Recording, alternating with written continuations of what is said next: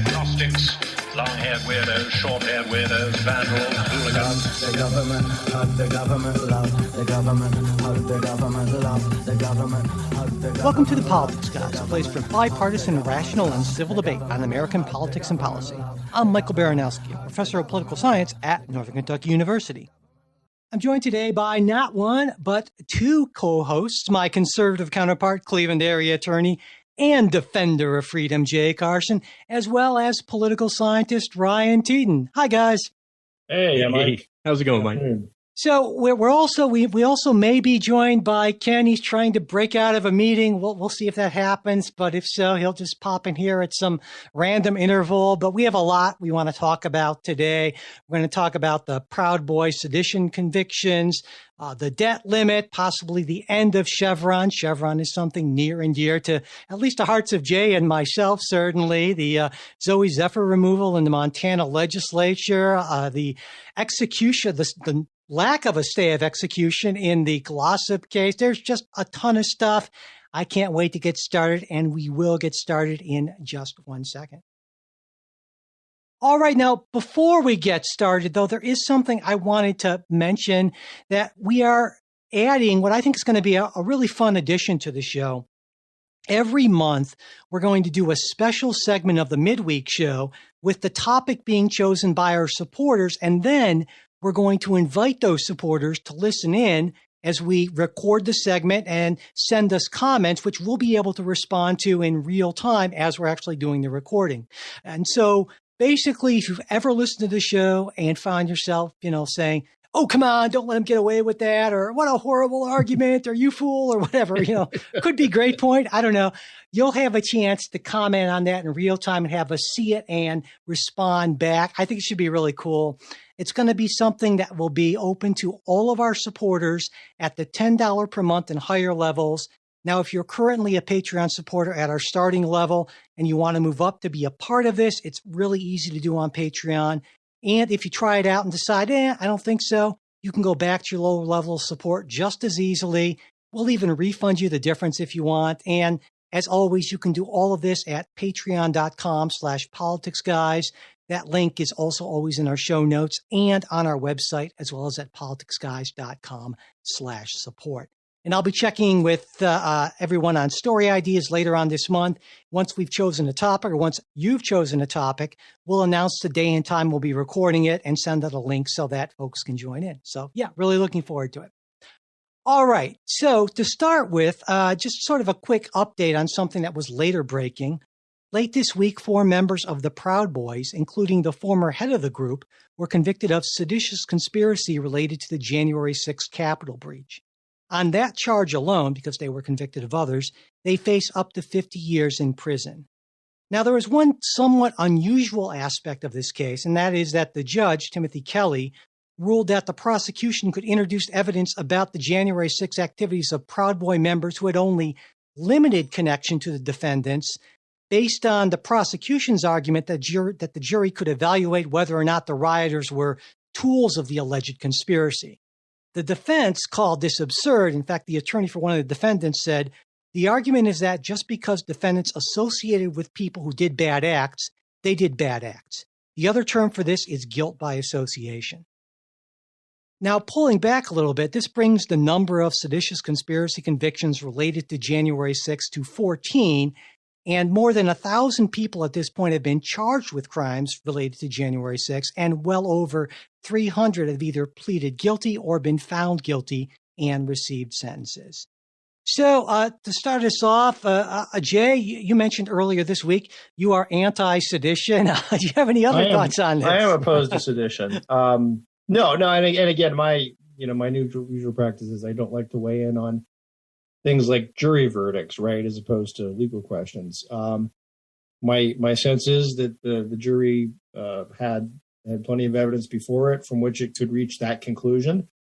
I think the introduction of evidence, which is obviously going to go up in appeal, right? That question. I think that's an interesting one, and I don't know how that turns out. Can evidence of people who are following you be tied to you? And I think it probably can. And it's a high burden on appeal, right, to overturn the decision to let in certain evidence. But yeah, I'll be interested to watch the appeal. But otherwise, my sense is the jury seemed did at least with this, but did not seem to get it wrong. I don't think. And Ryan, are you going to take the bold position of being pro sedition, or are you going to join Jay and myself? Boy, I didn't know that was an option. Apparently this is your Proud Boy. It is. I don't know. But I know. There we go. Well, I'll go on record in saying I agree with what Jefferson, who said that we should have a revolution every 20 to 40 years to purge the government or what have you. But I think in this specific case, when we are looking at the charges that were brought, just addressing those charges, when they were looking at the certification or the obstruction of the certification of Biden's victory and obstructing law enforcement, as well as the two other conspiracy charges they were charged with, those are cases that I think have a lot of standing and power behind them, whereas the other charge of an assault charge that they were going to level on the four from stealing an officer's shield was dismissed. I think that it sets it very neatly into one camp of sedition, of this is what happened in January 6th, and doesn't mix the messages that this is why they're being brought up on charges. These are the charges that are important to it. So what that means for the future, no idea. But yeah, when you have the owner or the leader, either way, saying, we're doing what has to be done, and quote, make no mistake, we did this. You can't really slip out of those charges too easily. Yeah. I'm not shedding a lot of tears for what seems to be a bunch of, misogynist, anti-Semitic, what am I forgetting? Homophobic thugs, getting what it seems to me they very justly deserve. So, happy story as far as I'm concerned. As long as we probably have lost all of our Proud Boys listeners right now. So, we'll somehow manage, I guess, without that. Anyway, on to our next story. And Ryan, do you want to lead us into this one? Yeah, absolutely do, because the public debt is something that is being discussed. We hear breaking the glass ceiling, and we hear about the all these developments and the problems that could occur with the public debt kind of coming up. And so I wanted to address a little bit of the history of that and then where we are right now. From the Constitution itself, the 14th Amendment addresses equal protection, and specifically in Section 4 of the public debt, where it says that the validity of the public debt of the United States authorized by law, including debts incurred for payment of pensions and bounties for services in suppressing insurrection or rebellion, shall not be questioned. The rest of that section goes on to say that any cost of a rebellion can't be put on any one individual state, and also deals with slavery. The Brookings Institute weighs in and says the debt ceiling is the maximum amount of money that the federal government can borrow to meet its existing legal obligations. That in 1917, the debt ceiling was created by Congress via the Second Liberty Bond Act. And prior to the creation of the debt ceiling, there were parliamentary limitations on the amount of debt that the government could issue. So, the big question is, can we continue to increase our debt limit to conduct normal business? The U.S. Treasury says, and this should be very interesting, the debt limit is the total amount of money that the United States government is authorized to borrow to meet existing legal obligations, including Social Security, Medicare benefits, military salaries, interest on the national debt, tax refunds, and other payments. But the debt limit does not authorize new spending commitments. And so that's where Congress is trying to take a look at whether or not the roof should be raised. Now, they have always raised the debt limit in the past. In fact, since 1960, quote, Congress has acted 78 separate times to permanently raise, temporarily extend, or revise the definition of the debt limit, 49 times under Republican presidents and 29 times under Democratic presidents. In fact, except for about 1 year during 1835, 1836, et cetera, the United States continuously had fluctuating public debt until we started moving on to raise the debt ceiling. It is raised at least 90 times in the 20th century. It has never been reduced, and we could go through each of the presidents as well. A key point to remember is raising the debt limit, NPR reminds us, is not about spending for the future. It is about meeting the cost of existing commitments the government has already made. Now, the White House has already weighed in and said that in 2023, the third quarter, they are expecting that if this does not get extended, the debt ceiling, the stock market will plummet 45%, leading to, this is from the whitehouse.gov, leading to a hit on retirement accounts. Meanwhile, consumer and business confidence will take substantial hits. Unemployment will increase at least 5%. So they are looking at pretty dire consequences if this does not occur. The Brookings Institute takes the opposite position. They have said, quote, the uselessness of a debt limit is exhibited by the fact that only one other advanced country, Denmark, has a separate debt limit rule like ours. And the limit, the second problem is the limit inappropriately applies to gross federal debt. And number three, if the debt were not raised, the amount of spending cuts or tax increases that would be required to equal would be 1.5 trillion this year and 14 trillion over the next year or 10 years. So I use that amount as an example of kind of how this has become a political football that they just use periodically and frequently, it seems. And lastly, some have asked for the Gephardt rule to be instituted, and that was named in honor of Representative Dick Gephardt from Missouri, who basically said that we could provide, when the House agrees to a budget resolution, that the clerk will prepare a joint resolution suspending the debt limit for the fiscal year covered by the budget resolution, meaning if it's an expensive year, it would automatically be raised. So the questions to both y'all. First, how do you interpret the 14th Amendment's public debt clause? And how do you view the constitutionality of a congressionally imposed debt ceiling? How about we start there? Okay. Jay, why don't you go ahead and start on that one? So, no, I don't see that there's a big 14th Amendment issue there. I think if you also look at in the context in which the 14th Amendment was passed, it was to make there were still certain states who were not necessarily happy about how things had gone a couple years before, and to ensure that that there was still federal, the government kept being funded and so forth. I don't see there being a big, if the argument is that does the 14th Amendment prohibit a debt ceiling? I don't think it does, nor would it require it. Otherwise, Ryan, you're exactly right. It's a political creation, and it's one that has been used for 100 years. Sometimes with some success, sometimes without, in order to say, well, we ought to have some check on spending. When Mike and I talked about this last week, my sense was it's at this point become sort of a completely ineffectual check on spending. Yeah. Because the idea being that there will be some concession for future spending, and this will sort of raise alarms, right? You're like, yikes, we're almost at the debt limit. We really ought to pare back. But that doesn't seem to be the how it typically plays out. In terms of will the world end if we miss, or if there's a missed payment or something like that? I tend to be on the probably not end of that spectrum. It's not going to be great, but likewise, I think all of the people to whom the debt is owed, bondholders, would understand that no, this is the full faith and credit of the United States is not really being called into question, and that this is all going to get paid. So my sense is it's better not to have this. If it does happen, it's probably not cataclysmic. It might seem cataclysmic for a couple days, but then I think it would straighten itself out. Yeah, and it seems like and Mike, I'm coming right to you on this too. It seems like we hear about this fiscal cliff and with dire consequences. So, Mike, your take here.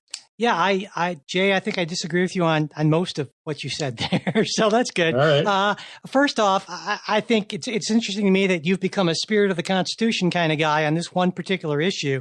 When it says the validity of the public debt of the United States authorized by law shall not be questioned, that to me is a pretty definitive statement. So yeah. No, I don't think anyone's questioning the validity of the debt, though. you sound like you're playing Clinton-esque word games here with questioning. I think it's pretty clear what that means.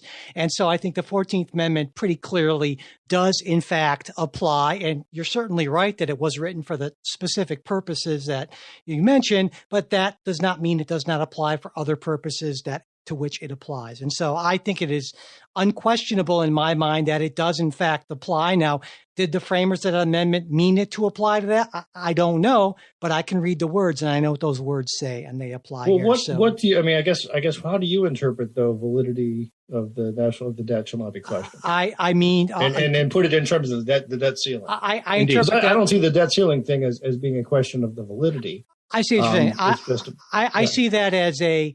I see that as meaning that the government has no option but to pay its debts. And so that means that if Congress passes legislation saying that you cannot borrow anymore, you can only borrow up to this point, which is the whole debt ceiling legislation, and the debt is more than that, we have to pay that. And so it is the constitutional duty of the executive, of Treasury, to pay that off. And if that's done by borrowing, which would be the most likely way to do it, well, then that's perfectly okay because the Constitution trumps whatever legislation Congress passes. So that's how I see that. Yeah. All right. Can I interject and ask then from both of you, what do you see? Is there going to be a short-term solution to this? Will there be a long-term solution to this? Will it just continue to be politically motivated, an accusatory thing that happens every couple of years where we're hitting up against the debt ceiling? Or is it just impractical in today's time to suggest that with the growth of tech and industry and the prices of everything and inflation, that putting any kind of limit on what we would spend over the course of a year as a country would be just nearly impossible? It's a bad thing we're not going to get rid of, because for too many in the kind of further echelons of the right, they see it as a very valuable kind of hostage-taking sort of thing. And I want to be clear on this. McCarthy has been going around saying that, Joe Biden won't negotiate, and I'm willing to sit down and negotiate. But that's not actually true. Because if Biden sat down and said, okay, let's negotiate. You want all these entitlement cuts and other things. Well, I want taxes raised on corporations and the rich. It would not be a negotiation. These are a set of demands that a rump group and the Freedom Caucus and so forth has, and they are willing to hold the country hostage. And I agree with Jay that it wouldn't be the end of the world. But for instance, Moody's says that even the short debt limit breach could lead to real GDP declining, lead to nearly 2 million lost jobs. That's very real pain to actual people. And sure, maybe bondholders are fine in the end, but real people are going to be hurt by this. And so while I disagree with it, I feel it's unconscionable. I understand why these people are doing it, and there's just too much political leverage to be gained by doing away with it. So it's not going to happen. That's my take. Jay, what do you think about Mike's position? And also, should the Secretary of Treasury, should the Treasury Department be active on this in any way? Kicking to you. Oh, yeah, certainly the Treasury Department should be active in doing everything we can to, pull out all the stops of the stuff we don't have to pay, don't pay it, and the stuff that we, move it over and pay the stuff that we do have to pay right away. Yeah. And again, now you can only do that for so long. Right. But to do that to buy time, I think is certainly a good practice. That's what we've done before, and I imagine that's what Janet Yellen's working on this afternoon. But in terms of the other piece of what's going to happen, I mean, I think what's going to happen is what's happened 100 other times, right? It's they'll agree. There will be a negotiation, and we'll have some sort of either short term couple month extension or longer term, maybe year extension, and this will get done. So I guess my thing, what it seems not to work, right? And the problem is that, look, if the idea is hostage taking, right? The whole reason we have it is so that look, we're not going to, we'll raise your credit limit, but we're not going to, but you got to cut back on the spending. And it just seems that has never worked. But why is that the only option? why is cutback on the spending the only option when raising more revenues is off the table? Both of them work. Oh, I suppose it's not off the table, but I think the problem is, can you actually get anyone to vote for those increased revenues? And as I say over and over and over again, right?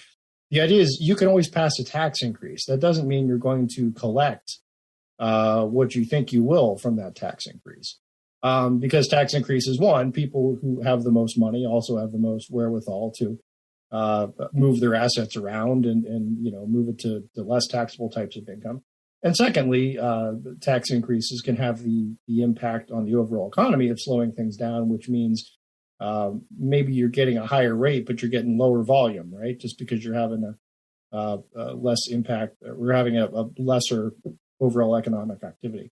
So that's my reasoning. And look, the reasoning that the Republicans are making, is saying, listen, we got to clamp down on spending. And it's not a hard argument to make to say, listen, we've been spending a whole lot lately. In fact, a couple of years ago, we were spending a whole lot, but now it's in just orders of magnitude different. And to say that we're not going to change our behavior seems to be sort of irresponsible. Jay, I wonder real quick if, when we're talking about each administration, looking at the presidencies of the recent time, has spent more than the predecessor, Yep. And I think that's going to happen regardless as issues arise and tech increases and we're globally engaged in ways that we aren't. So I guess the question becomes, can we really ever, and maybe Mike here too, when you're talking about balancing the budget and keeping it that way, are we really even going to ever possibly pay off that debt when we talk about 14 trillion over 10 years? And so instead, it seems like we go to this fiscal cliff and then we penalize soldiers and those on Social Security and those on Medicare because they won't get paid while the Democrats and Republicans up in Congress are going to war about this subject. And it just seems like the casualties that are involved in this political scuffle are unnecessary if we just go, it's an undefinable amount of money we can never pay off, and so we have to approach it differently. But Mike, as you said, there's going to be no kind of major overhaul in that situation. Yeah, and I should point out, I think that President Biden's been at least a little bit disingenuous in his messaging, at least, because it's pretty clear the not negotiating on the debt ceiling is kind of a wink-wink sort of thing. And there's now been talk about maybe an extension up until September 30th, so you can have the debt ceiling and the budget at the same time. And so it's de facto. It works out the same way. But I think also that maybe is a good solution because it gives both sides possibly the ability to save a little bit of face. And even if that doesn't happen, I don't think we're going to see $1 trillion coin being minted, which is something that Janet Yellen said she wouldn't do. It'd be pretty cool, right? But because for people who don't know, there's a law that allows the Treasury to mint platinum coins in any denomination. And so the idea was they'd mint $1 trillion coin, deposit it at the Fed, and just draw off of that. But there are things that are a little less goofy. Like, for instance, Treasury could issue what are called consul bonds. And these are bonds that never actually mature. So you pay the interest on them, but you never actually get the principal back. And so now for that kind of bond to be bought, you'd have to have the interest rate be a lot higher. But it's the sort of thing that Treasury could conceivably do in the short term, at least, to kind of get over a little bit of a hump. And I would think that would be something that would feel a little less gimmicky than $1 trillion coin sort of thing, though I don't know if they're actually going to get to that point. That's still pretty gimmicky. Yeah, but it's less. It does sound a lot like, it sounds like the discussion they had in 1917 then too. The whole initiating of the debt ceiling, that sounds like, well, what we could do is same conversation, new debt ceiling, maybe. It's tough. It's really tough. But I've been trying to sort of scope this out and say, well, okay, what happens if, say, there's an impasse? Now, Jay, you're right. There never has been before, but it feels like we're in a much different political environment. Kevin McCarthy became Speaker of the House by the skin of his teeth. He had to make a ton of promises. He barely got that bill that Republicans in Congress advanced about the debt ceiling through. And so I don't think there's much wiggle room at all. And so I think it's more possible now than ever that we do get to an impasse, and maybe the Biden administration does feel forced to at first do some of these so-called gimmicky things, and or invoke the public debt clause of the 14th Amendment and order Treasury to keep on borrowing. Well, what happens then? I guess Republicans in Congress sue, and I would imagine that would have to go through the D.C. federal courts because you couldn't really forum the shop shadow there. docket. Yeah. Mike. But I don't think they get I don't think they get an injunction to stop that, because I think the courts would want to stay as far away from that as possible. Yeah. No. I think the courts would probably say that's sort of a political question. Yeah. And so in the end, I think you're right. Long term, I don't see this being a huge issue. But my concern is that in the short term, if we do get to that point and neither side blinks until there is a default for a day or two, what the short term decline in markets in the economy might do to real people who don't have the sort of cushion that your typical bondholder might have, that sort of thing. So that to me is the tragic part of it. Mike, I think that, and I would say that we're going to sacrifice any kind of actual look at the policy in terms or in exchange for just short-term goals of the Congress people here. And that's what concerns me, is that I think you're right that we are more prone right now than ever before to reach that cliff, because we've seen in the past the parties themselves, especially in Congress, are less willing to compromise or even work with each other.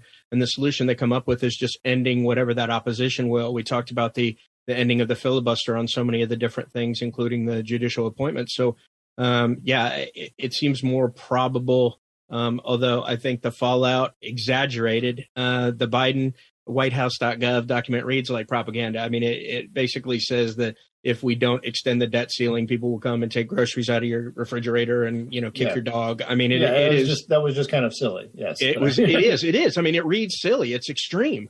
And so when you look at any of the other economic documents or the looks at what would actually occur, they're nowhere close to it. So if that's what we're getting, Kevin McCarthy on one side and WhiteHouse.gov on the other, a compromise seems like, why even worry about it? And then you make yourself look weak for the other party because you caved to whatever they wanted. And so that lets you, or that makes the election less certain. I think it's more likely to hit that edge because of the rhetoric and the polarization of the country. But I think it's dangerous if we actually do. I want to point out just a couple of other potential longer term implications.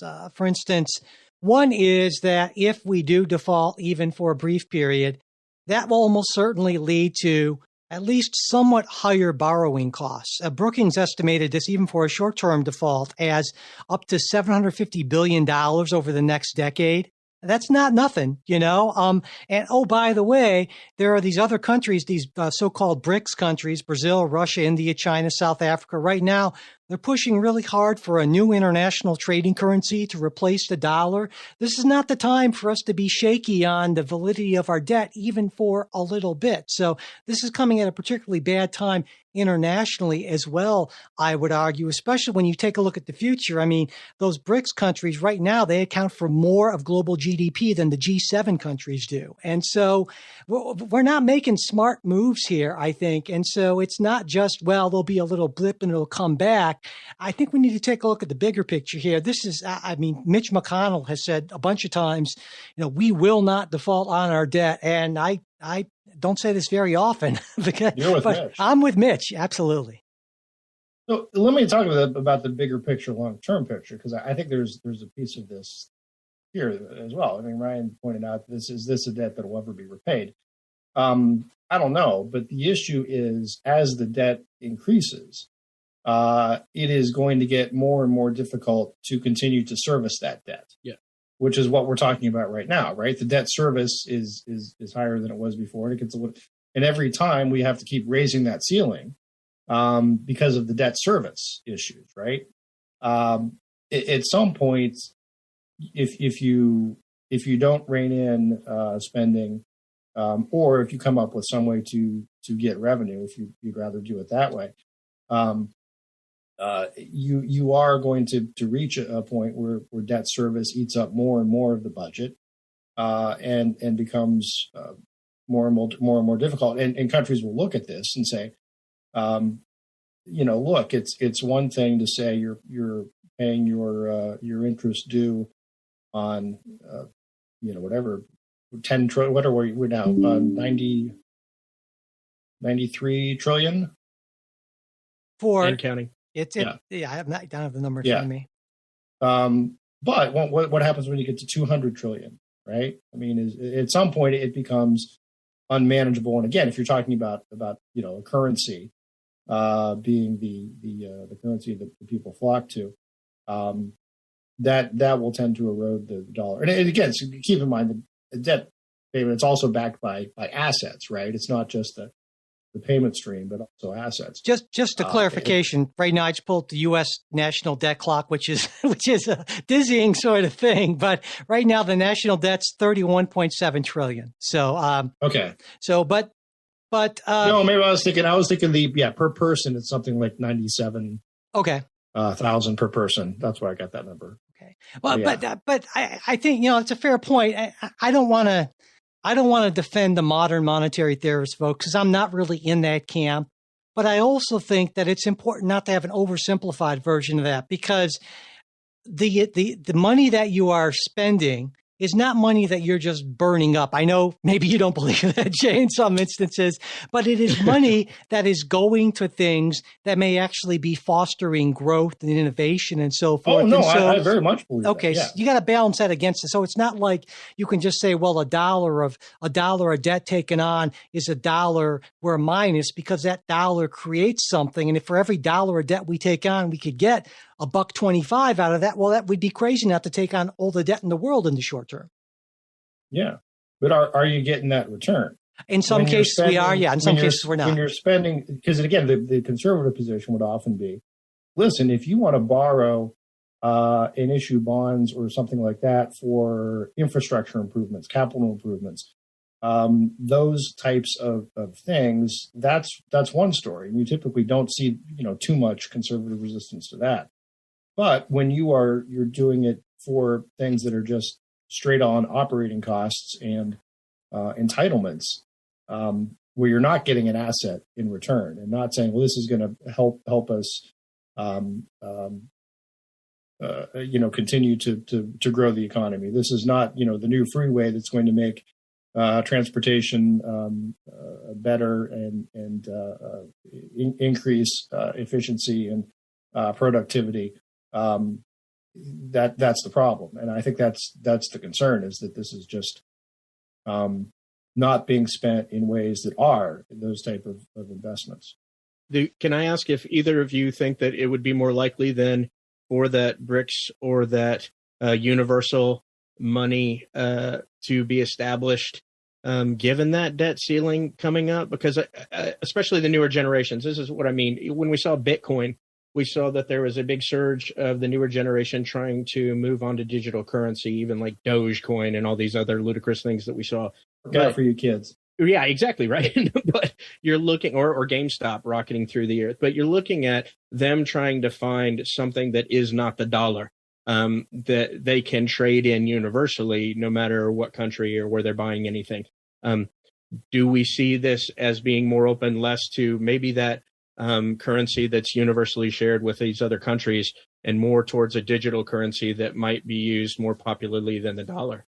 I don't think anything is going to supplant the dollar in the short term. At best, I think the thing that the BRICS are working on is going to be some sort of a smaller scale supplement. Like right now, for instance, the trade that I think that now all the trade between China and Russia is denominated in Chinese currency as opposed to dollars and so forth. So I think that's just kind of a minor supplemental type role. And you can even make the case, and some have, that having the dollar be the reserve currency is both a benefit, certainly in some ways, because it gives our sanctions more bite than anyone else's, but also it can be harmful as well in a number of ways that we can't really get into here, but it can be a mixed blessing, basically. All right. Well, I am sure we're going to be talking more about this in the weeks to come. Hopefully it's not the headline is U.S. defaults, but we shall see. Get ready for Dogecoin, I'm telling you. All right, well, let's move on then to our next story. The Supreme Court this week announced that it would hear Loper Bright Enterprises versus Raimondo, and this is a case in which the court will be considering overturning or modifying the Chevron deference doctrine, and that is that courts should defer to an agency's reasonable interpretation of an ambiguous statute. Now, this is a nearly 40-year-old precedent, but it's been chipped away by the court in recent years, most notably with the emergence of what's called the major questions doctrine, which requires that in matters of so-called vast economic and political significance, the court shouldn't defer to agency interpretations, but instead should hesitate before concluding that Congress meant to confer such authority. That's how Chief Justice Roberts put it in his majority opinion in West Virginia versus EPA from just last year. So here's the situation in Loper.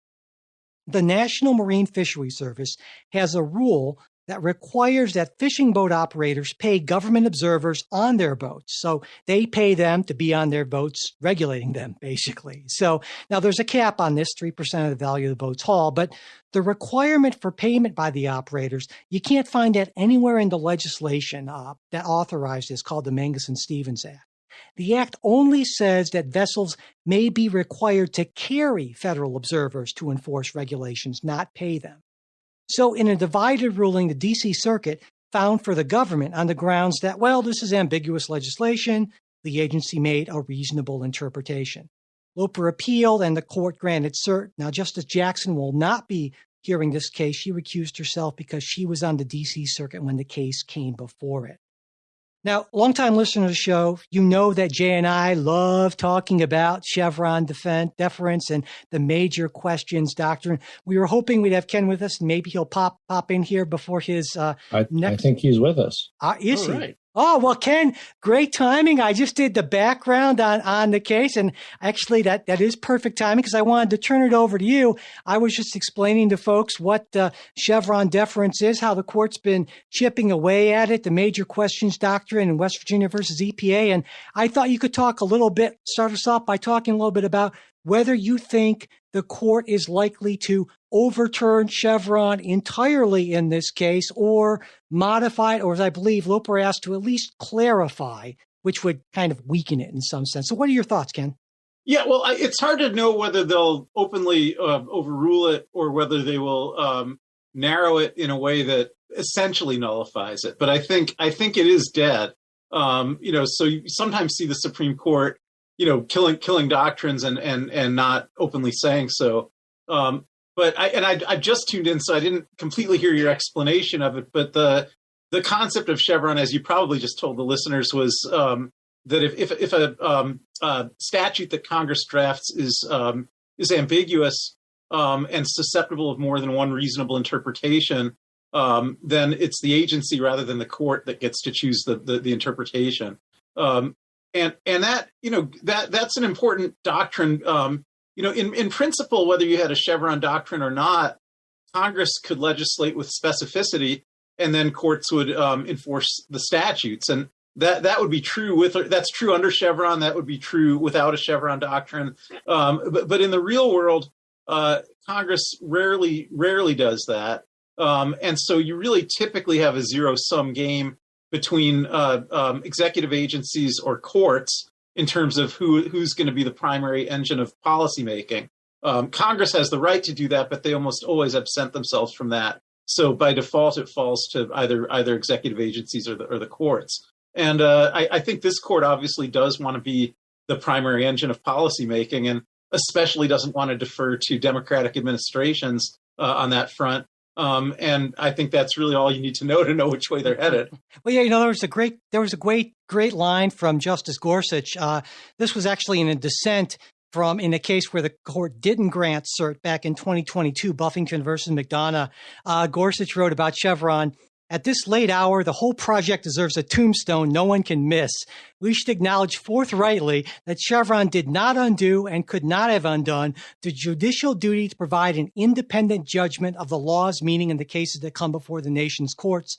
Someday soon, I hope we might. And I think that day has come. Jay, what do you think? Yeah, absolutely. Okay. It has. I think that's right. I think in a lot of ways Chevron is sort of dead. It's just the obituary hasn't been written yet. So I think that's what may be coming. That said, this case is one where you could still narrowly, because what the petitioners asked for was, say no Chevron, or just say, come on. There are limits to Chevron deference that you can't reasonably draw from silence, right, in the statutory silence, the ability to require someone to house and pay and quarter on their vessel, their own regulator. So I think there's room where you can find, if they don't want to go that far, they could probably go just about up to that line and say, no, this is a case where we will perhaps defer to agencies in a reasonable reading of the statute, but there has to be something in the statute to tie it to, right? And I think when you have other statutory silence, I think that's a bigger stretch. So I think there's two kinds of different kinds of cases that get decided under Chevron.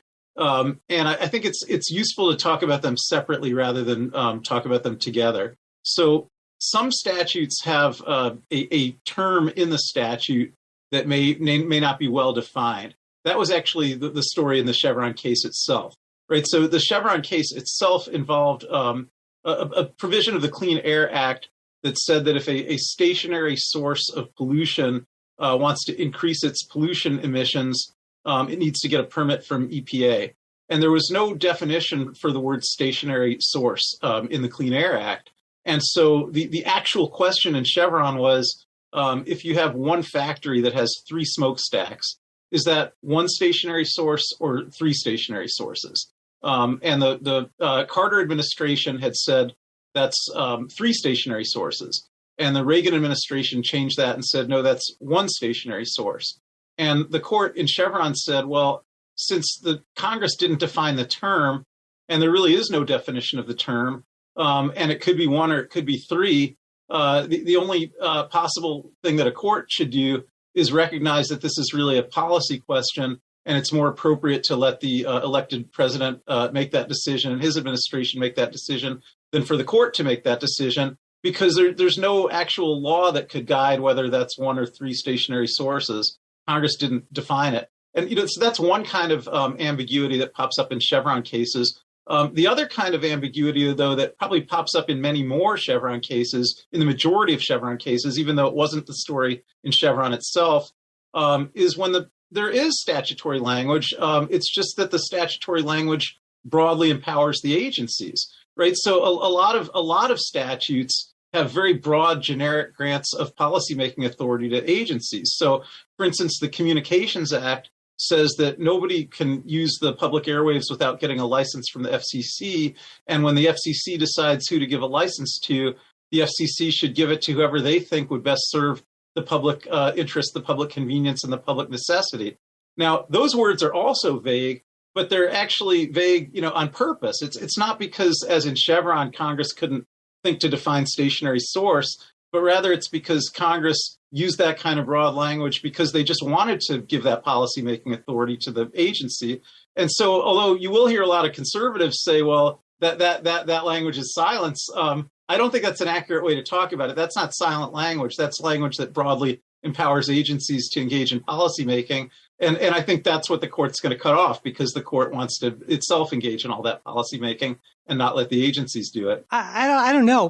Well, because when you mention that, Ken, I know at least Justice Kavanaugh in the past has suggested that deference should actually apply in exactly those cases. He mentioned when authorizing legislation uses what he called broad and open-ended terms, and he suggested words like reasonable, appropriate, feasible, or practicable. And that sounds to me very much like the argument you were just making. And in the first instance you were talking about, that reminds me of something actually Jay suggested when we were talking about Chevron a few weeks ago, where he suggested that, well, it makes sense to have deference on those sort of technical type of issues, like what counts as a source and that sort of thing. And so I don't know. I understand what you're saying, but I think that there might still be a majority on the court to narrow it, but not, I don't think necessarily unreasonably. I think Kavanaugh makes a good point, and that I think Jay makes a good point too, and that silence is different from ambiguity. And of course, the first part of the Chevron test is to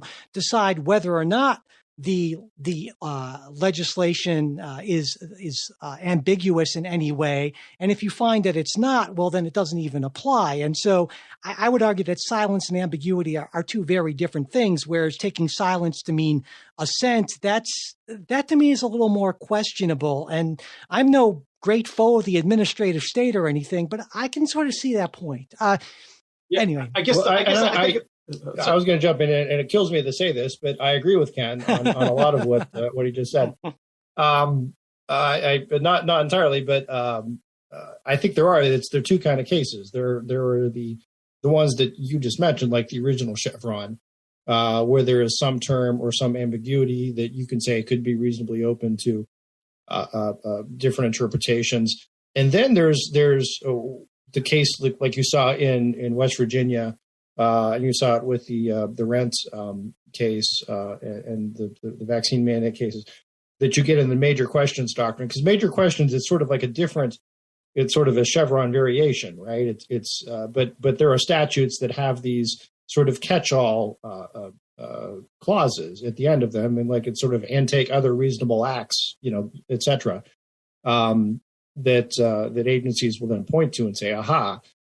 Here we have this catch-all that allows us to do anything else, and I think that's where the major, because I don't see Loper as necessarily as a major questions type case. I think it's more of the pure Chevron variety. And again, I'm kind of splitting hairs there. But. I don't think so. That was my thought too, because this is not a matter of vast economic or political significance. So it's just paying this guy on your boat a little bit to, regulate it. And so, yeah, that may be a pain in the butt, but that doesn't qualify as a major question.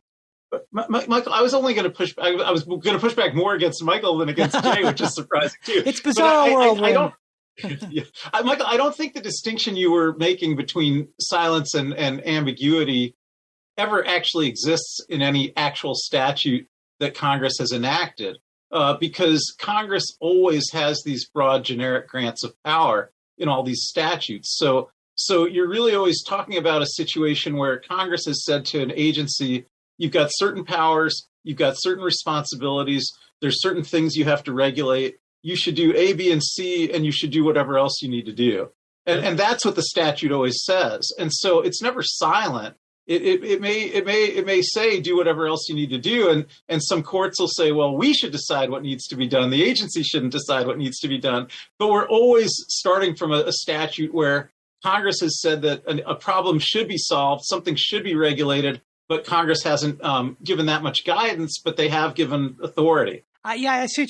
You might be right in the larger picture. I would defer to you on that most likely. But I guess I was looking at this specific case, and it seemed to me that this was an instance where clearly the act said, yeah, you have to carry federal observers if they, if at their request.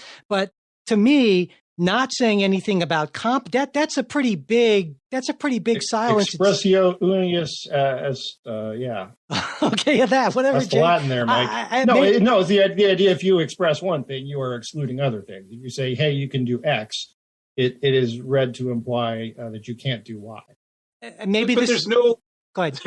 Besides the fact that there's many Supreme Court cases that say expressio unius has no application in administrative law, it couldn't possibly have application in administrative law because all the statutes say the opposite, right? They all say, and the agency has powers to broadly protect the public interest or to protect public safety. What would we need elected congressional representatives for? What's the limiting principle?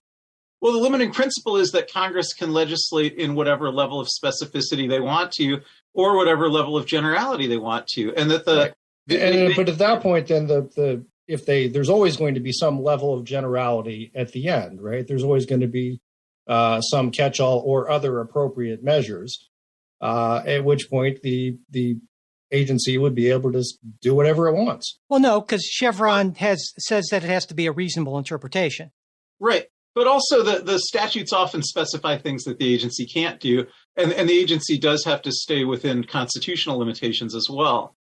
But generally, the doctrine, even before Chevron, we were really going all the way back to the 40s and Skidmore versus Swift. Chevron just makes it a little bit more rigid.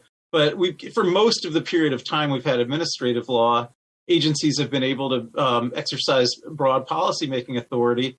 And it's really only in the fairly modern Supreme Court cases of the last decade or so that the courts really started cutting back on that in any significant way. And I would kick in here and I've been silent because I've learned not to argue with lawyers, but not, just joking. But from an institutionalist perspective, we teach this and we say this is bureaucratic discretion, that Congress creates these administrative vagaries so that they can be specifically applied to whatever state or culture or occasion they would need to be applied to. So, I look at this as kind of an unfunded mandate way too. Is it putting a burden on them by mandating they pay someone to be on board? But again, that bureaucratic discretion, I agree with, well, most all y'all. They will take it and be able to use that to craft better specific policy generally. So in the end, then, before we move on, because I know, Ken, you have to leave. So your prediction on this is that the court will. You don't think they'll actually overturn it, but in effect overturn Chevron by just making it entirely toothless? Is that? Yeah, I don't know if you guys talked about Kaiser versus Wilkie at all, but they did something just like that in a very analogous context. So besides Chevron, which deals with agency interpretations of statutes, there's another thing that comes up a lot where agencies have to interpret their own agency regulations. And for decades and decades, going back to again, really starting with Skidmore v. Swift, which is from the 40s, but most associated with a case called Seminole Rock versus Bowles. The Supreme Court has long said that the same kind of deference or even stronger deference applies when an agency is interpreting regulations that it promulgated, that's at least as much deference, probably more deference than what an agency gets when it's interpreting a statute. And just a couple of years ago in Kaiser versus Wilkie, the court said, well, we're reaffirming Seminole Rock, and we're reaffirming that there's deference when a agency interprets its own regulations, but we're revising what that means. And then they kind of made like a big laundry list of factors that lead to, in the end, the conclusion that there's no deference when an agency interprets its own regulations. And so, in that case, they denied that they were formally overruling Seminole Rock, but they made it so clear that they factually had overruled it that both the concurring opinions and the dissenting opinions, noted that. And the dissenting opinion said, well, even though I'm dissenting because they didn't overrule Seminole Rock, I'm taking a victory lap anyhow because they killed the patient in trying to save it. And the concurring opinion said, yeah, the dissenting observation is correct. So there were as many votes in that case noting that the way that the Seminole Rock deference was saved was by actually saving it in name only and nullifying it. There were as many votes observing that as there were actually voting to save it. So I think that's probably what we're in for all over again. Jay, final question to you. Do you think that Justice Jackson not hearing this case makes it more likely that Chevron will just be overruled or essentially overruled? No, I think whatever happened, she would have been in the minority. Whether she's, whether she participates or doesn't participate. The question is there 5 votes? And I don't think she would have been one of those 5 votes to overturn it in any event. So, I don't think it makes a difference. And you think you would agree with Ken that you expect it to be largely eviscerated if not overturned? Okay, I do. Yeah. And Ryan, what do you think on this one? I think I'm very interested to see which of these different scenarios play out on the basis of these that you proposed. The way we think it should go over the last few years, all bets are off, hard left. So I'm interested to see how that plays out as well. All right. Well, I think it is safe to say that Chevron will not emerge from this unscathed, and we will know much more later on in the year when the court hears oral arguments and then rules on the case later on in its term. All right. why don't we move on to our next story and our last story for a regular show? And Ryan, why don't you go ahead and lead us into this one? Absolutely. And so here we're looking at Montana Representative Zooey Zephyr. According to Montana Public Radio, Zephyr spoke in opposition to a ban on gender-affirming care for transgender minors on the House floor in Montana. She said, quote, "If you vote yes on this bill and yes on these amendments, I hope the next time there's an invocation or prayer, when you bow your heads in prayer, you will see the blood on your hands," Zephyr said. Immediately after her comments, House Majority Leader Sue Vinton and the Republican caucus stood in protest, and, quote, Speaker of the House Matt Riger of Kalispell declined to recognize Zephyr during floor debate. So they have suspended her from any kind of recognition on the floor. Quote, "There have been problems in the past. I don't feel like in the future, until that trust is restored, it will be recognized," Riger said. Riger and Zephyr basically have been going head to head on this. Riger said in response to her comments, "Shame on you," turning around and saying, "Shame on you for somebody's vote, degrading somebody for how they're going to vote. That's way off the issue and making it personal." Every vote is personal, but the AP has said that when we talk about blood on the hands, the incident or the words that are being utilized, they've been used numerous times by others in American politics without consequence, including in recent years by the Republican governor of Texas, a Republican congressman in Florida, and a council member in Denver. The Montana Freedom Caucus members, those that are supporting her ban, quote, have deliberately referred to Zephyr with masculine pronouns when discussing her, in an example of misgendering or using pronouns that don't match their gender identity. The chair of the caucus has indicated it will continue and have called her protest an insurrection. She is saying that she has been removed untowardly and cannot represent the people in her own district, including, quote, one family whose trans teenager attempted to take her life while watching the hearing on the anti-trans bill. When you are looking at this issue generally, this comes 3 weeks after the Tennessee House voted to expel Representatives Justin Jones and Justin Pearson for using a megaphone on the floor. The Speaker of the House, again in Montana, says that Zephyr violated the rules of the chamber during the debate and would be blocked from speaking. Her response, quote, "Your rights stop at a legislative supermajority, evidently," Zephyr said in an interview. "If 2/3 of a body decide that you and your constituents don't deserve a representation, you don't get it." Quote, "That should be a huge worry for many who want to stand up for democracy." And as of May 1st, the American Civil Liberties Union of Montana is seeking to file a lawsuit to have her reinstated. First question, what is going on in Montana to either of y'all? Well, I got to say, I think in the lawsuit, I think the judge got it right in saying that this was a legislative decision and that he didn't have the authority to reinstate her for the rest of the session. But to me, I feel like Zephyr's right in saying, she said at one point, if you use decorum to silence people who hold you accountable, then all you're doing is using decorum as a tool of oppression. And yeah, I think there's something to that. I think just like in the Tennessee case, we saw a bunch of legislators overreact to someone who, granted, was using inflammatory rhetoric to make a point.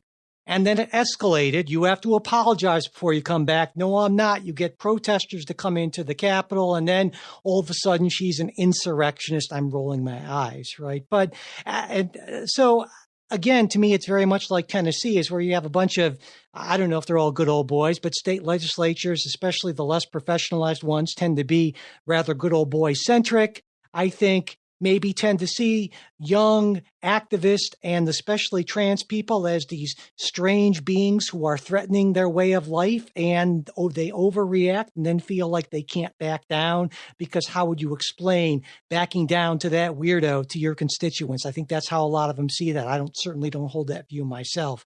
So that's kind of my take.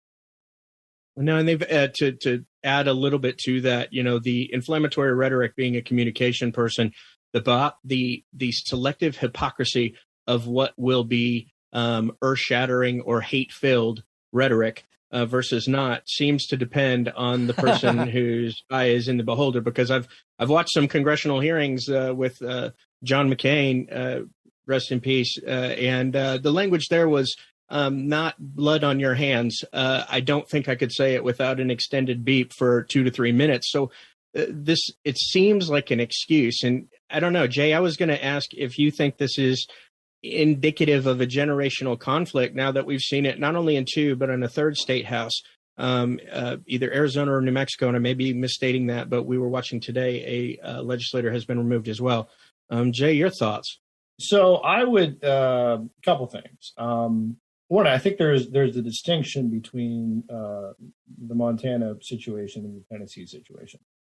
The Montana situation being, let's put it this way, I would say in generalities, first of all, speaking to my Republican brethren, can no one here play this game?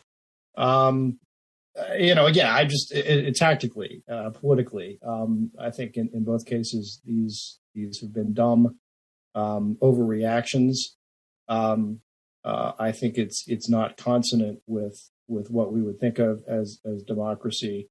Now, that said, I'm completely fine saying that I imagine under their House rules, I haven't checked their local rules, but the Speaker typically has the privilege to recognize or not recognize anyone on the floor, or allow or not allow any type of discussion. That's I would imagine pretty standard in most any state house, most any organization. So, when you say the Speaker says, I'm not going to recognize you, not going to do this, is that an assault on democracy? No, not really. Is it dumb politics? Yes, very much so. There was a time in Ohio, and one of my heroes, my mentor actually, wore a dog muzzle onto the floor of the Ohio State House because to show that he was not being allowed to speak because the Speaker had refused to recognize him long term on various things. Back in those days, nobody got thrown out. We just wore the dog muzzle, and the Speaker, looked like an ass, and eventually got to speak. So anyway, but my point is, I think the reaction in Tennessee was different, where you did have what the actions of those legislators were taking was actually interrupting and stopping the proceedings of the body on other stuff, right? They weren't in the process of debating a gun safety bill. It was something else, and they just interjected and took a megaphone and really, it was much more insurrectionist in that you're stopping a public meeting. So I have more sympathy for the actions taken in Tennessee than I do here, where it seems like she made a speech that was impassioned. Maybe it's over the top. Maybe by Montana standards, that's too much. I would tend to agree with what Ryan said. By historical standards, saying something like blood on your hands, that's, it's that's high octane, but that's not beyond the pale. You know what I mean? So, and if it's done in the pursuit of debate on that bill, and there's no other, you're holding up business, it seems to me to be a complete overreaction to shut somebody down. Jay, and I was going to say, I absolutely understand that difference. I think the problem that I had was when the chair then stripped her of being able to vote in person. Yeah, no, I think that's a much bigger problem. Yeah, yeah, and I would agree, because I think that's something. It's one thing to say I am the Speaker of the House, and pursuant to our rules, I decide who gets to speak on the floor, etc. But when you're denying someone a right to vote, that does go into a different constitutional kind of realm there. And again, it gets dangerously close to that other kind of social realm too, because now it's okay. We're taking away the political right to vote, but at the same time, this is a trans representative, and the caucus in Montana, whenever they feature her picture, will show the picture of her as a male pre-transition. She and her girlfriend have been swatted They've the SWAT teams have been called, and the only thing not by the Speaker of the House, I presume, though. Pardon me. Not by the Speaker, I presume, though. No, well, that we know of, right? I don't know the politics of Montana, man. I don't know. They play for keeps up there. We'll leave that for Matt. I do not believe it was linked to him.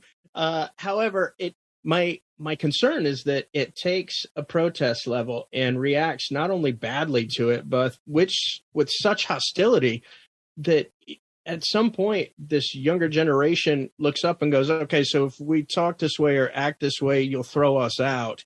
And then we don't get it's like we talked about in Tennessee. I understand the differentiations here, but it has very much the feeling of you have to go sit at the children's table. And in fact, in this one, they said they wouldn't even recognize her until 2025, possibly, which you're going, really? This is something that a democratically established institution will be able to share? So I think that's where I have big hesitation on that. Yeah, no, I think now there is law and even Ken would back me up on this if he was here, that says, look, Congress can be the judge of its own members. And likewise, I imagine that applies to states under their various state constitutions, can sit and determine the qualifications of their members. But I would agree, it's a dumb fight to have, and an unnecessary blowing up. Now, so the other piece of this, although I'll say, and I don't know enough about the facts of Montana, but also with Tennessee. Sure. There's also a bit of the performative in all of this that, to some extent, it's sort of, oh, please, throw me out. Please, these legislators from Tennessee would not have received the White House welcome and national heroes and all that sort of, but for what was sort of a publicity stunt. Which gets to your can no one play this game on our side sort of thing. Because exactly. We wouldn't be talking about Zooey Zephyr. We always take the bait. Yeah. Yeah, well, it becomes political shenanigans. That's another issue I have is how do we separate the battles that are supposed to be fought from the battles that are being waged on behalf of someone who just wants to engage in political shenanigans. Yeah. Well, no. Again, I think to some extent that the Tennessee three there kind of forced the Speaker's hand, right? That if at some point if you are no longer in control of the House, right? If you can't carry on public business, you can't let that slide. But overblown rhetoric, I think you can let slide and should let slide. Well, it also occurs to me commonality in politics. but we go back to 2009. Obama's giving a State of the Union, right? And Joe Wilson yells out, "You lie." Right. And everyone was like, oh, my God. And now I think we really see over the course of that 13 plus years, how the just increased hyper partisanship has really degraded our standards of conduct. And I get it from both sides. I mean, if you really feel that what is being done is literally that these folks will have blood on their hands, that kids will die because of this, then do you just sit and be decorous and not say or do anything? Well, that's a hard case to make. So I certainly, and you take a look, back historically, some of the things that happened in the lead up to the Civil War in Congress were, like canings and all kinds of with the cane, exactly. Yeah. So, when people care this much, this is kind of bound to happen. But I think the best strategy, if you don't want to escalate it, is not to respond if you don't have to respond to it, certainly. And I applaud Zooey Zephyr for speaking the truth as she sees it. And I certainly, agree with her on the policy issue. And I think she did her cause a great favor by getting I don't know how planned it was. It seemed more spontaneous, but in any case, there was bait out there, whether it was intentionally put out there or not. And well, again, to me, that's bait that you didn't have to respond. Exactly. Right? Exactly. As opposed to in Tennessee. Yeah. You could have just said, let her make the speech and thank you very much. And, the House will now proceed to vote. Yeah, absolutely. Yeah. I as a strategist, I would completely agree with that. I think taking that next step, tends to reiterate that there are these two sides, and I call it communication without compromise. Nobody's looking to solve a problem. They're going to talk at each other and then go vote. And I think that leads to your point, Mike, which is how, if you are a new legislator, do you bring up an issue that is very, very important or that is being currently ruled upon in a way that people will understand the gravitas of the situation? And this new generation of legislators will use different methodologies than have been used in the past, or maybe same methodologies, but just haven't been used in a while. Well, I mean, I'll tell you, because this is something that, Mike, this is one of the reasons I was originally, even on the show, right? Is because I have played the game, and the way it works is you have a caucus meeting beforehand, and you say, okay, here's the bill, here's who's sponsoring it, here's who's going to speak. You're going to talk about this, you're going to talk about that. He's going to introduce this amendment. You're going to second the amendment and do that. Here's what we expect the other side to say. They're gonna say da da da. They're gonna introduce this amendment. We'll vote on it. We'll vote against it. But you plan it out. Yeah.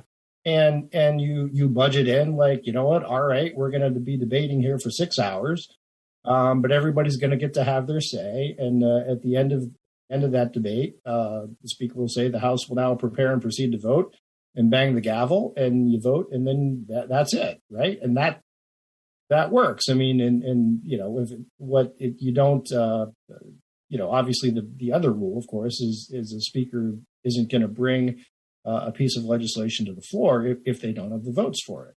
Yeah, but I think also should point out that Ohio, when we look at state legislatures, Ohio is a pretty professionalized full-time legislature or full-time-ish with good staff. But we take a look at, say, Tennessee. Tennessee isn't the same level of legislative professionalism. Montana definitely isn't. They have much smaller, and that stuff really matters, because in a state like Ohio, in some of these states with the more professional Congress-like, if you will, legislatures, you're going to have people who are going to be better at playing that game, because you get better with practice and with that kind of professionalism. And so it's not surprising to me that this is the sort of thing that has come out of states like Montana and Tennessee, when I think just the legislative structure and the legislators themselves are not as experienced and well-equipped and well-staffed to be able to handle things like this.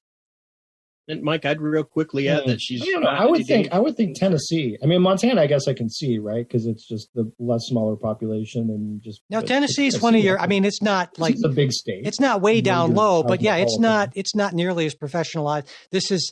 I'm going way back to a gazillion years ago. My academic work on professionalization of state legislatures. Yes, this was a thing. I needed a dissertation topic, and that turned out to be it. I just assumed maybe it was so boring no one would actually read it, and I just get passed along. It seemed to work, so I don't know, but I did end up learning a little bit about professionalization of state legislatures in the process, despite myself, I guess. So to my point, though, it's not even that you necessarily need a professional staff to do this. It's just you got to have a leadership that's got the political savvy. Sure. We'll have this play out. Political savvy is like anything else, like having a good jump shot or, what have you. You get that through doing, right, through practice, I think, to a certain extent. And so I think these folks are just going to be a lot less practiced than they would be in Ohio or New York or, California or the other more professionalized legislatures where I think you should listen to the show. I mean, we could pick up all kinds of good points. There you go. Really, that would be a good idea. I would just add really quickly that I don't think she's in any danger of alienating her base. And when we look at these representatives that speak out, oh man, they're not going to get elected. Oh no, they're going to get elected. Yeah. I mean, our U.S. congressmen who, they go back to their district, and the district loves the hell out of them and hates the heck out of everybody else. And so this will be seen as doing, service for the district and standing up for something huge, which probably will increase election maybe in the future. But, that's where I think that really comes down to it, is speaking out has, apart from being taken out of the voting structure, for her back with her constituents, does not have necessarily a negative intonation there. Just ask Marjorie Taylor Greene. She could tell you all about how helpful it is. So, anyway, we have run long, so we have to stop at this point. But there's an awful lot that we still want to get to, and we will on the midweek show. We're going to be talking about, this is an interesting story, a a man that the Attorney General of Oklahoma is asking the Supreme Court to not allow Oklahoma to execute. Strange story. Anyway, we'll get to that. Also, some stuff about a raise in mortgage fees that has a lot of folks on the right concerned about creeping socialism, I guess you could say. And I'm always concerned about creeping socialism. I know you are, Jay. Because socialism is always creeping. That slope is very slippery. And also, we might talk a little bit about American values and how a new survey suggests they may have changed in some pretty significant ways in recent years, and maybe not for the better. Again, all that on the midweek show. If you are a supporter, you'll get that whole midweek show. Well, midweek, I guess Tuesday's midweek. That's when it usually drops. If you're not, we really hope you consider becoming a supporter. And this is a great time, even if you are a supporter. Remember at the top of the show, I mentioned that we're going to be starting that new supporters only segment that allows you to pick the story and then you to actually be part of it as we are recording it. That could be really interesting. It could be a flaming Hindenburg-like disaster, but I am eager to find out what it's going to be, and you could be part of that anyway. That's for supporters at the $10 a month or more level. So you might want to check all of that out. You can just go to patreon.com/politicsguys, but you can also support us on Venmo or at politicsguys or through PayPal. And again, all that's always in the show notes as well as at politicsguys.com/support. And if you would like to get our full midweek show, but you can't financially support us right now, totally not a problem. Shoot me an email, mike@politicsguys.com, and I will take care of that for you. And regardless of whether you're a supporter or a not supporter or a hate listener, what have you, we would really appreciate if you could subscribe, rate, and review us on whatever podcast app you're listening to on, as well as sharing episodes on social media. That definitely helps spread the word.